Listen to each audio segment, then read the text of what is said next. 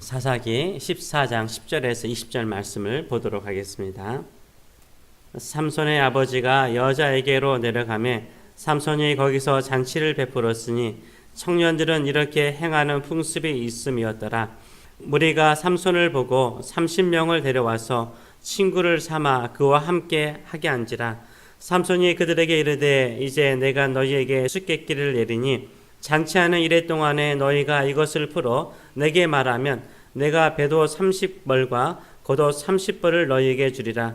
그러나 그것을 능히 내게 말하지 못하면 너희가 내게 배도 30벌과 겉옷 30벌을 줄지니라 하니 그들이 이르되 내가 수수께끼를 내면 우리가 그것들을 드리리라 하며 삼손이 그들에게 이르되 먹는 자에게는 먹는 것이 나오고 강한 자에게서 단 것이 나왔느니라 하니라.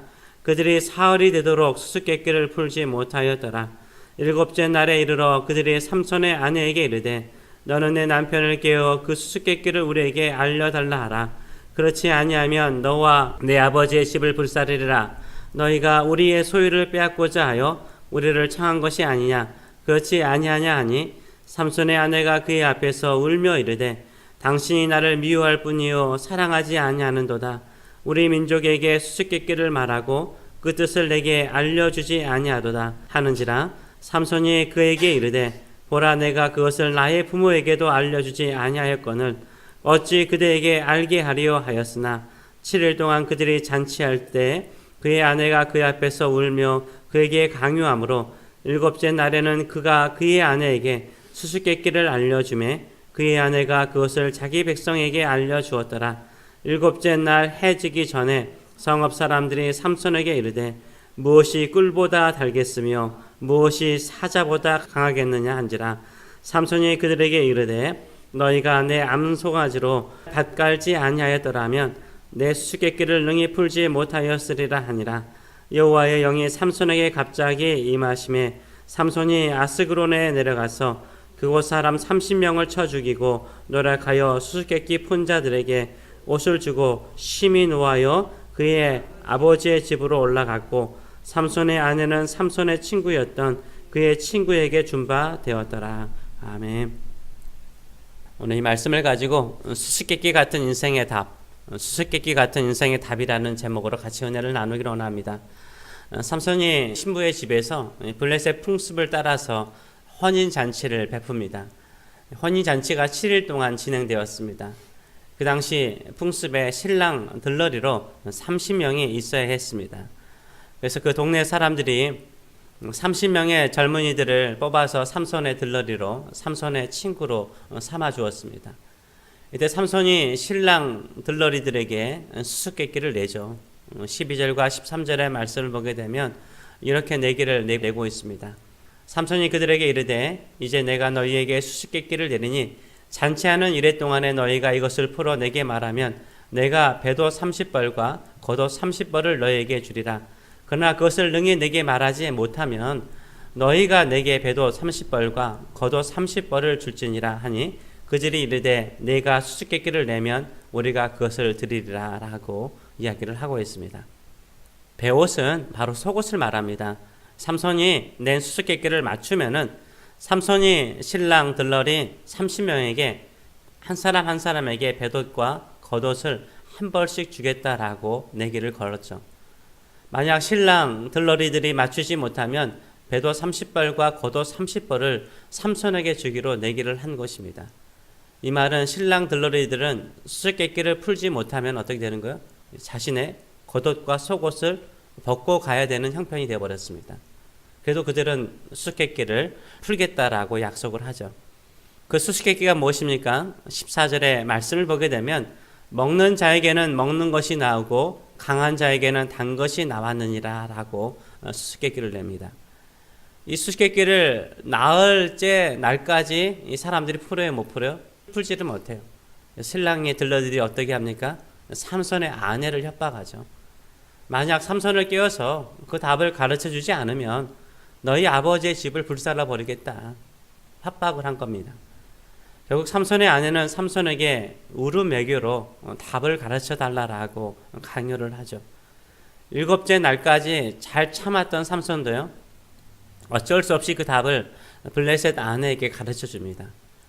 약속한 7째 날이 끝나기 바로 직전에, 해가 지기 전에 이 블레셋 사람들이 찾아와서, 성읍 사람들이 찾아와서 삼손에게 답을 말하죠. 무엇이 꿀보다 달겠으며 무엇이 사자보다 강하겠느냐라고 답을 말합니다. 누구도 알 수 없었던 수수께끼의 답이 블레셋 아내를 통해서 나가버린 거죠.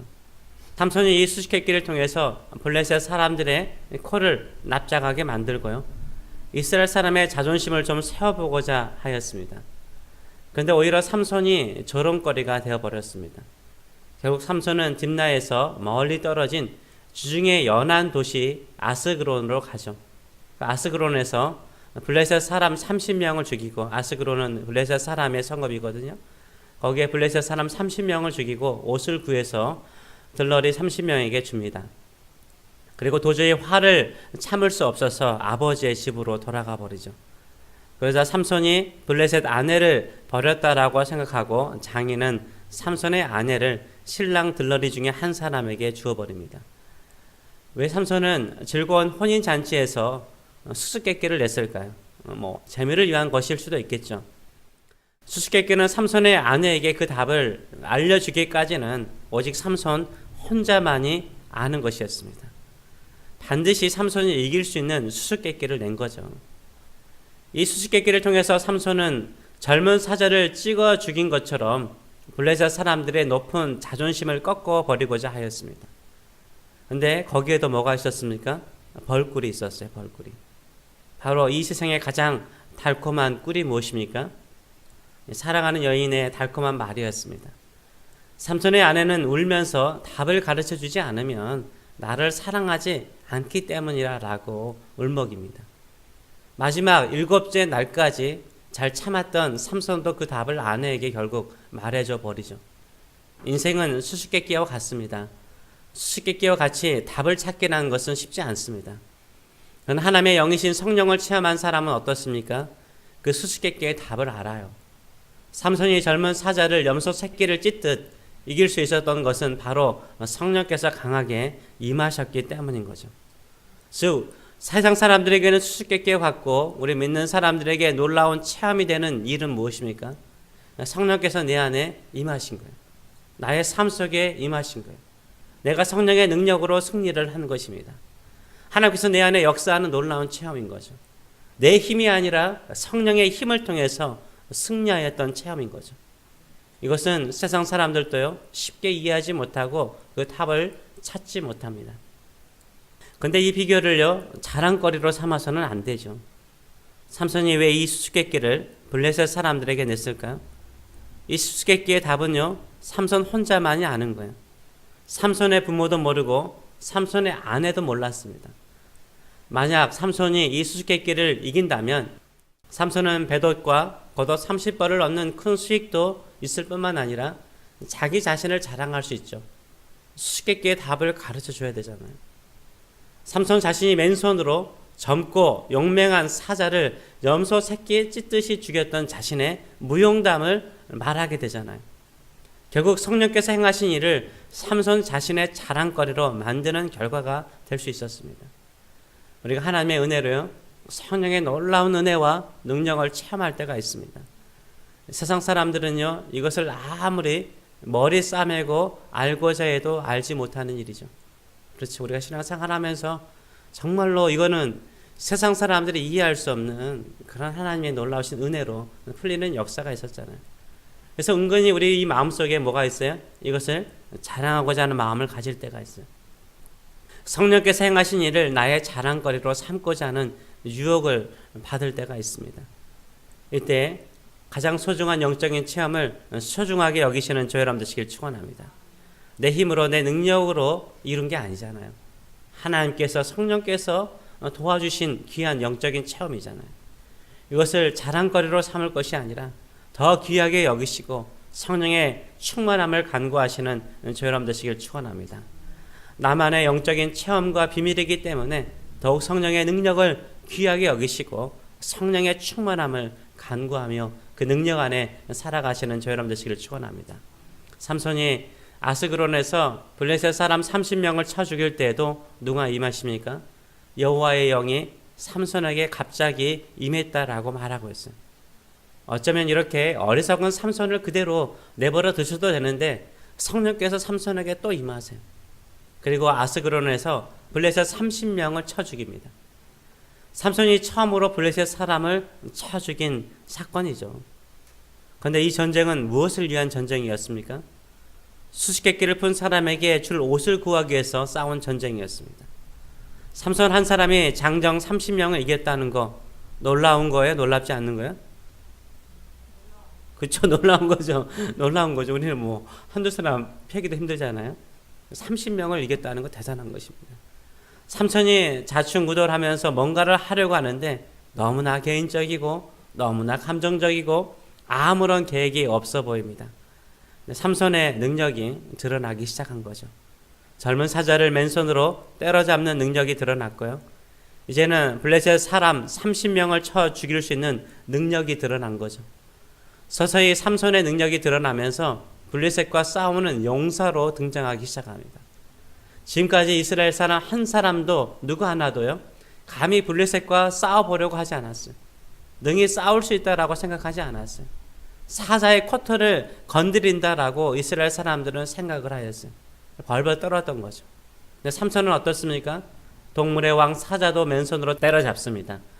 배옷과 겉옷 30벌을 얻기 위해서 블레셋 민족이 아닌 다른 민족의 사람을 쳐 죽입니까?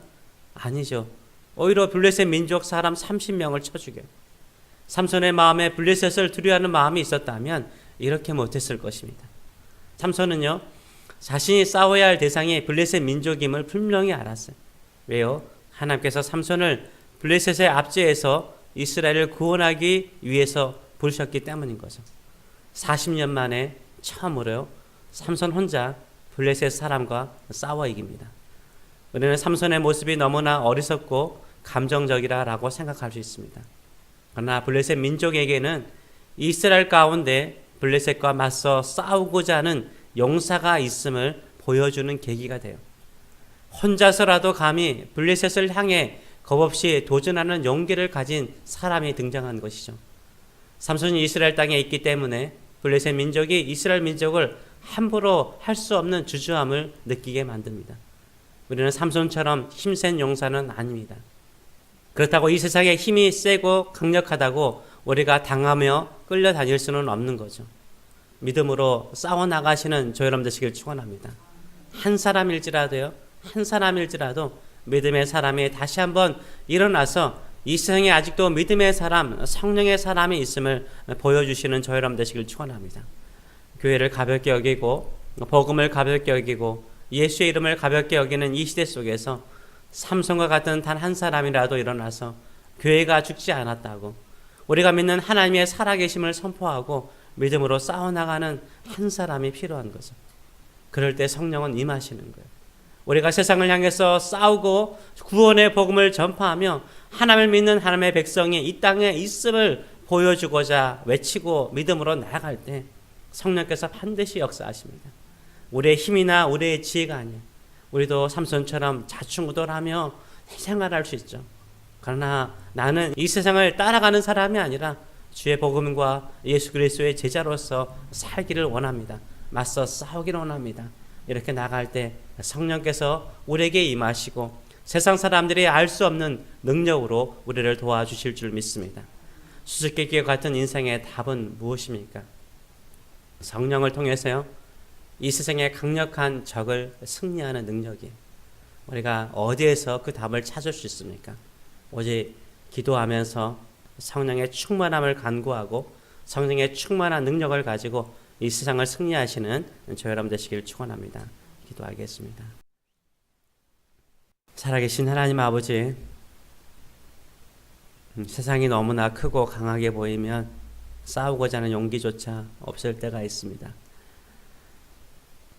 하나님의 살아계심을, 또 주의 백성들이 이 땅에서 성령의 능력을 통해서 살아있음을 우리가 보여주는 그런 대적하며 믿음으로 나아가는 저들의 삶들이 될 수 있도록 은혜를 더하여 주시옵소서.